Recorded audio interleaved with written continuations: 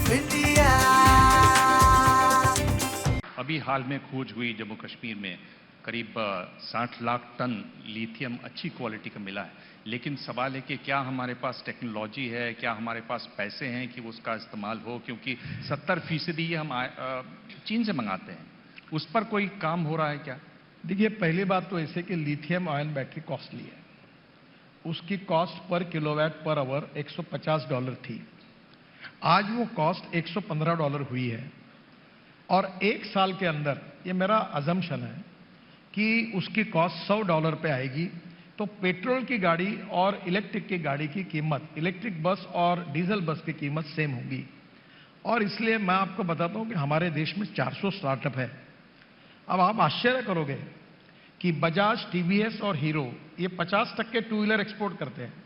अब लखनऊ में, कानपुर में छोटे छोटे 400 स्टार्टअप, यंग टैलेंटेड इंजीनियर, और वो बनाते। उनने क्या किया होशियारी कि बजाज, टीवीएस के मैं सबके स्कूटर में लॉन्च करता हूं नई बनने के बाद, प्रोत्साहन देने के लिए। तो अभी उन्होंने 125 किलोमीटर की लिथियम आयन बैटरी लगाई। तो ये जो स्टार्टअप तैयार हुए, उन्होंने 60 किलोमीटर की बैटरी लगाई। अब क्या हुआ कि उन्होंने एक अध्ययन किया कि हर व्यक्ति दिन में, पूरे दिन में मैक्सिमम 24 to 26 किलोमीटर गाड़ी चलाता है। तो 60 की जरूरत है, तो कॉस्ट कम कर दी।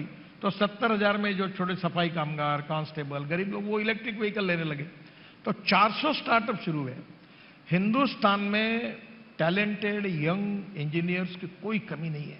इतना अच्छा स्टार्टअप काम कर रहे हैं कि मैं आपको बताता हूं, मैं कोई देश का नाम नहीं लेता, पर आप मेरी बात को समझ लेना। हिंदुस्तान इसके बाद वर्ल्ड में इलेक्ट्रिक व्हीकल में, अभी हमारे ऑटोमोबाइल इंडस्ट्री का वॉल्यूम 7.5 लाख करोड़ से है, और मैं 5 साल के अंदर उसको 15 लाख करोड़ रुपए करना चाहता हूं। वर्ल्ड की सब ब्रांड, एक आधे को छोड़ दो, सब ब्रांड हिंदुस्तान में है। और आज मैं शिपिंग मंत्री था, ये मुंबई में रो पैक्स चालू हो गया। इसमें एक जहाज आता था, चेन्नई से गाड़ियां यहां आती थी और मारुति की गाड़ियां कांडला से उधर जाती थी। तो अब बड़े प्रमाण पर हिंदुस्तान ट्रैक्टर, बसेस, स्कूटर, मैंने जैसे बताया टू व्हीलर 50% एक्सपोर्ट हो रहे हैं। और मैं आपको बताता हूं, 5 साल के अंदर हिंदुस्तान ऑटोमोबाइल मैन्युफैक्चरिंग में वर्ल्ड का नंबर 1 देश बनेगा। अभी एक छोटी सी बात, 2 मिनट में, पहले इसमें चाइना था। चाइना पहले नंबर पर, दूसरे नंबर पर अमेरिका, और तीसरे नंबर पर जापान, और चौथे पे इंडिया। आज मुझे बताते हुए खुशी हो रही है कि हमने जापान को पीछे डाला है। हम तीसरे नंबर पर आए और जापान हमसे पीछे गया है, और जल्दी ही हम नंबर 1 पर जाएंगे। और ये इंडस्ट्री जो है, इसमें सबसे महत्वपूर्ण बात है कि राज्य सरकार और भारत सरकार को सबसे ज्यादा जीएसटी देने वाली ये इंडस्ट्री है। इस इंडस्ट्री ने 4.5 करोड़ जॉब क्रिएट किए हैं, और जब ये 15 लाख करोड़ की होगी तो 9 करोड़ जॉब्स क्रिएट करेगी। तो मुझे लगता है कि अब इसमें काफी अच्छा काम हो रहा है, और आत्मनिर्भर भारत बनाने में और प्रदूषण को कम करने में ये इंडस्ट्री बहुत बड़ा योगदान देगी। तो इसी में जो नेशनल बस प्रोग्राम जो आपका है, जिसमें आप कोशिश कर रहे हैं कि इलेक्ट्रिक बसेस आएं, और 50,000 बसेस की आप बात कर रहे हैं। दूसरा अभी टेंडर निकला 6,400 बसेस का, और उसमें एक बहुत बड़ी कंपनी है टाटा मोटर्स, उसने हिस्सा तक नहीं लिया। तो अगर इस तरह से प्लेयर्स छूट जाएंगे, मतलब पैसा उनको ठीक नहीं मिल रहा या कुछ ऐसा है कि जो स्टेट ट्रांसपोर्ट है वो मेरे डिपार्टमेंट के अंदर है, जो अर्बन ट्रांसपोर्ट है वो यूडी डिपार्टमेंट के अंडर है, और टेंडर निकाला वो पावर मिनिस्टर ने निकाला है। अब उसके साथ मेरा भी संबंध है। पर मैं आपको एक अच्छी बात बताऊं, इसी मुंबई में मैंने डबल डेकर इलेक्ट्रिक बस का लॉन्च किया था।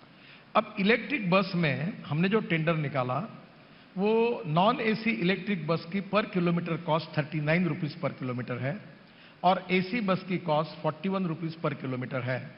और ये बेस्ट की बस जो मुंबई में चल रही है, उसकी कॉस्ट 115 रुपए पर किलोमीटर है। लंदन ट्रांसपोर्ट का एक मॉडल है, उसमें 9 ऑपरेटर है, प्राइवेट व्यक्ति ही बस खरीदता है, और उसको 250 किलोमीटर की गारंटी मिलती है। तो 250 किलोमीटर अगर मुंबई में हमने ये लंदन ट्रांसपोर्ट का मॉडल लाया, तो ड्राइवर उनका, कंडक्टर हमारा। और 2 बातें बहुत जरूरी है, ज्यादा नहीं बोल पाऊंगा। बस में अब टिकट लेने वाली जरूरत नहीं चाहिए, कार्ड चाहिए। सामने वाले जहां कैमरा लगेगा वहां से लोग जाएंगे तो कार्ड दिखाएंगे। अब ये आ गया अपने पास, कार्ड दिखाएंगे, उतरेंगे तो कार्ड दिखाएंगे, उनके बैंक अकाउंट से टिकट के पैसे जाएंगे, इसलिए टिकट के पैसे लेना ये मामला बंद। और दूसरी बात, डीजल में सुविधा होती है, फूंक करके निकालते हैं। अब ये इलेक्ट्रिक में कोई सुविधा नहीं है, तो दोनों में अगर हमने बचाया तो ये प्रॉफिटेबल है। और ये 50,000 बसेस प्राइवेट पब्लिक सेक्टर में लोग इन्वेस्टमेंट कर सकते हैं और ये मॉडल सक्सेसफुल हो सकता है। मैं भी बैठा हूं और हम कोशिश कर रहे हैं कि इस मॉडल को, सरकार के पास उतना अनुदान नहीं है, 50,000 नहीं, इस समय देश में 1,80,000 बसेस है। और आप यूरोप में जाओगे तो double decker air condition buses, वैसा मेरा, अभी हम एक्सप्रेस हाईवे बना रहे एक्सिस कंट्रोल, तो मेरा सपना ये है कि इस देश में 10 लाख बसेस होगी पब्लिक ट्रांसपोर्ट में। लोग बढ़िया, अभी मैंने एक वॉल्वो कंपनी की बस लॉन्च की बेंगलोर में, वो 15 मीटर के बस में लोग सो के जा सकते हैं, एयर सस्पेंशन है।